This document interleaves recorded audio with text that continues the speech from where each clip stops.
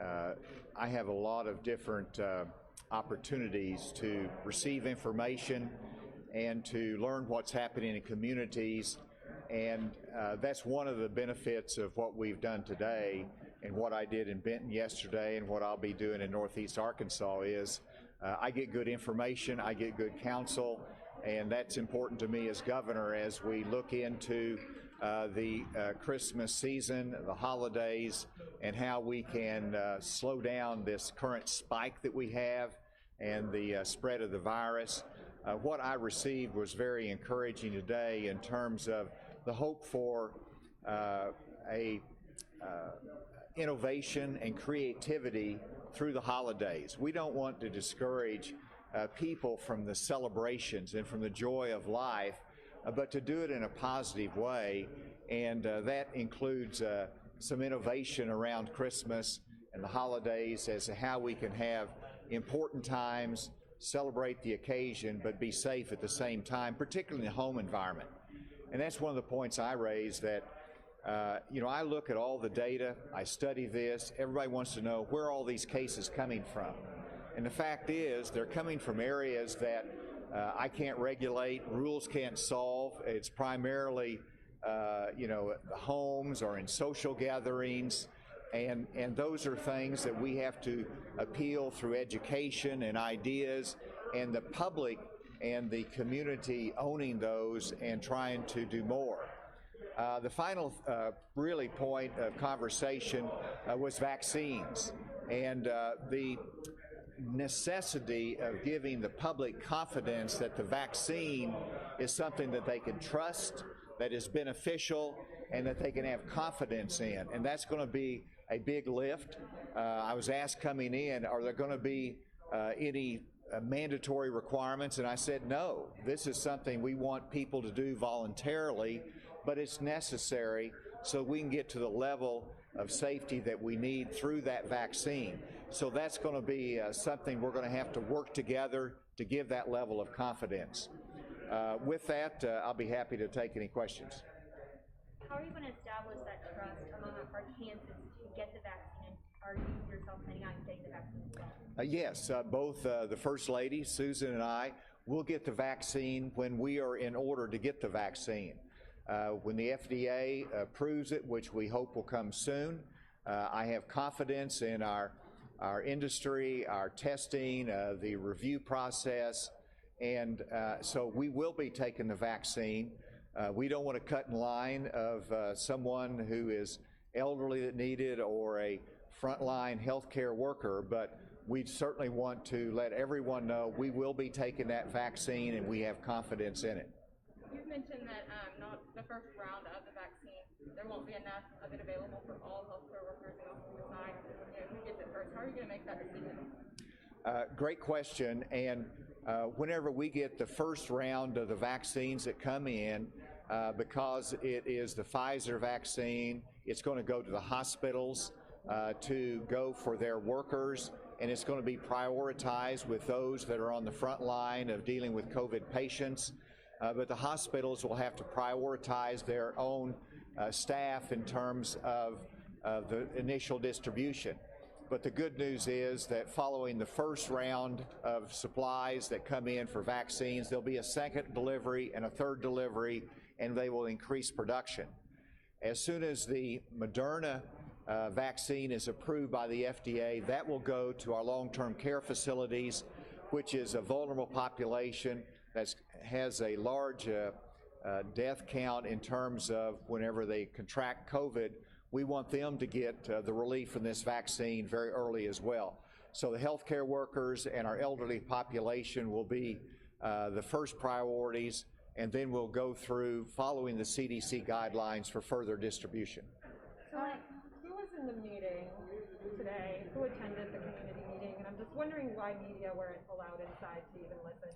Well, it's not any different than this morning. I had a meeting of my COVID task force in which the hospitals, we had very intense discussions on what we need to do. It's a private counseling information session that I have with a lot of different groups. And so this is one of those means that I can learn what's happening in the community to make better decisions as governor. And we hope to have many opportunities for the media to participate, but that was the purpose of it. As to who was there, first of all, this meeting was approved by the Department of Health and the public health guidelines, who was limited in capacity, and not every community leader we could fit into that room. But I wanted to have educational administrators. We had mayors there, county judges there.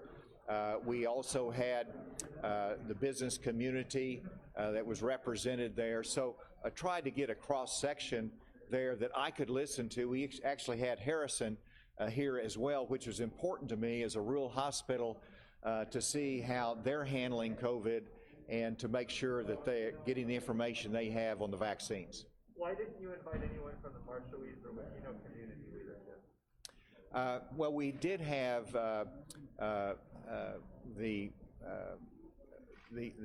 key person, Dr. McKelvey, who is working with the Marshallese and the minorities communities in our efforts to increase the information flow to them, the education flow.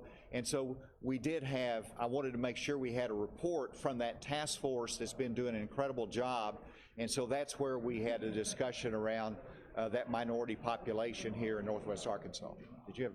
Now you said that hospitals will be getting kind of the first round of vaccines. So will each hospital in the state get a round, and will they all get the same amount? How does that work? Great question again. And every hospital will get a supply of the vaccine because they all have healthcare workers, and they will get, maybe 40% vaccines for their healthcare workers. And so the hospitals will have to make decisions based upon some guidance that we provide them as to how they prioritize that first round for their hospital workers and their staff.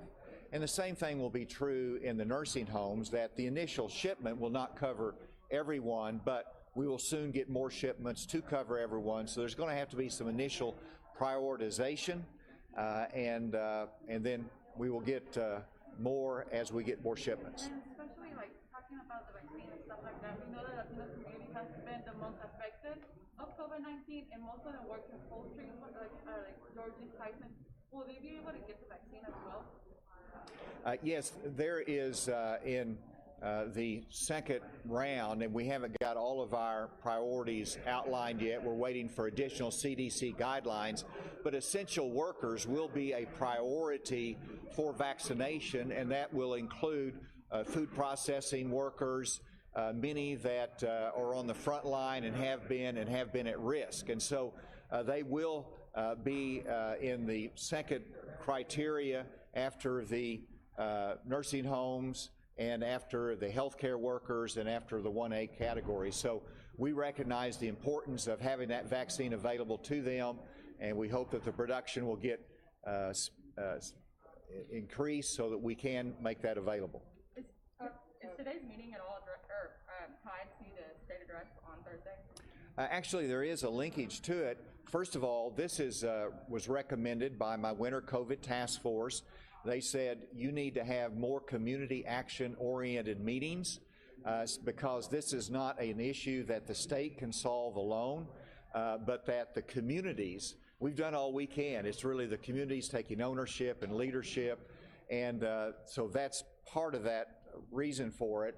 And it also leads up to Thursday's address. And so this is accelerating to that time for Thursday when I could address for the first time a address to the Arkansas people. What are the main takeaways from your meeting today? What's sort of the main points you're taking away from the leaders who you met with today? And then just what's your response to the folks outside who say you're overstepping your bounds by issuing all these mandates? Well, on the latter part of the question, I did speak to some of those that were protesting, if you will, and I had a good conversation with them. And they asked me, are there going to be any state mandates for vaccines? And I said no. We want to encourage people to do it on a voluntary basis. They asked when the legislature is going to have an opportunity to engage in this, and they meet in January, and they'll have plenty to say. But we also, sometimes we fail to recognize that every dime that we've spent for CARES Act funding and for COVID has been approved by the legislature.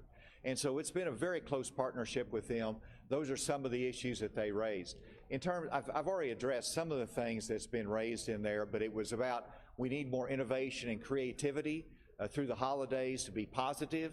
Secondly, we need more information and marketing of our vaccine program that's coming up. And then thirdly, a recognition that we're all in this together, and it's going to have to be communities pulling together, and they're really doing an incredible job of that in Northwest Arkansas.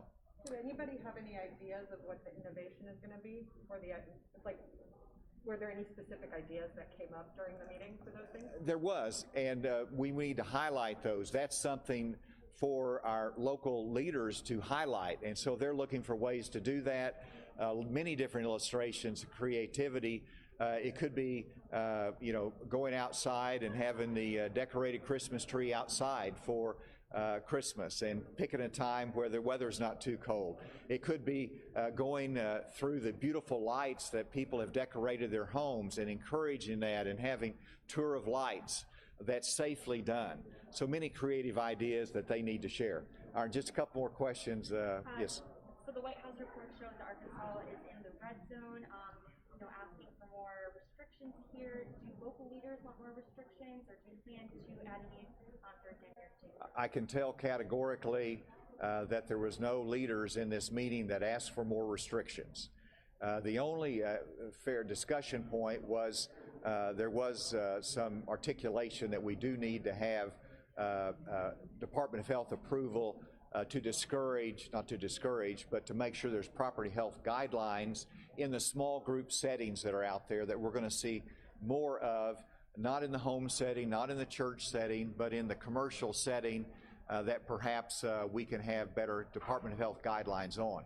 But no, nobody's pushing for more restrictions, and that's because we have the right balance in place for now, and hopefully we can maintain that balance. You also heard from the school districts, and what have you heard from them in regards to how this recent surge has been and what they're able to do to fight this surge? Fayetteville said they have not had to pivot one time since school started.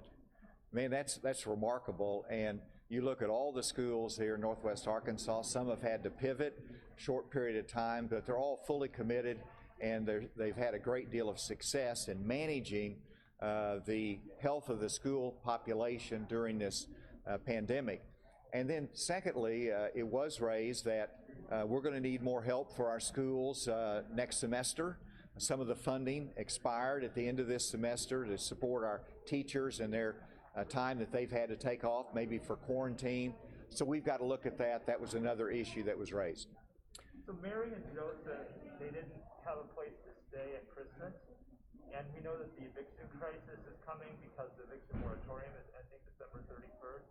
Does the state have any plans for how we can make sure that people are still housed in the new year? I expect that Congress will address that federal moratorium and very likely to extend that. But my message is more fundamental than that. We need to make sure there is rental assistance that's available for those that are struggling, particularly for COVID-related reasons, because an eviction moratorium simply puts off the inevitable.